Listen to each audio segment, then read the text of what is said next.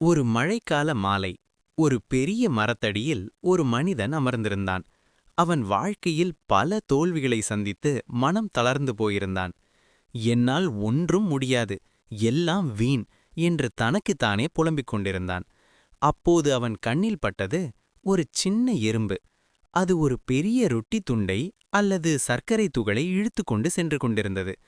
அந்த ரொட்டி துண்டு எறும்பை விட எத்தனை மடங்கு பெரியது!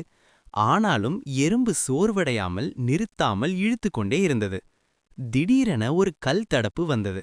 எறும்பு முயன்றது, முடியவில்லை. பின்வாங்கியது. மீண்டும் முயன்றது, மீண்டும் தோல்வி. இப்படி 10 முறை தோற்றது. ஆனால் 11வது முறை கொஞ்சம் வேறு பக்கமாக சாய்த்து இழுத்தது. வெற்றி!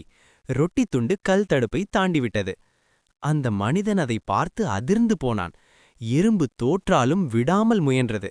அது தோல்வியை ஏற்கவில்லை, வழியை மாற்றியது. அவன் எழுந்து நின்றான். நானும் இப்படித்தான், தோல்வி வந்தாலும் விடமாட்டேன், வழி மாற்றி முயற்சி செய்வேன் என்று மனதில் உறுதியெடுத்தான். கதையின் பாடம் மாரல்: தோல்வி என்பது இறுதியல்ல, அது புதிய வழியை காட்டும் சமிக்ஞை மட்டுமே. விடாமுயற்சி இருந்தால் எந்த பெரிய தடையும் கடக்க முடியும். நீங்களும் இன்று ஒரு சின்ன எறும்பு போல ஆரம்பியுங்கள். முயற்சி நிறுத்தாதீர்கள். வெற்றி உங்களைத் தேடி வரும்.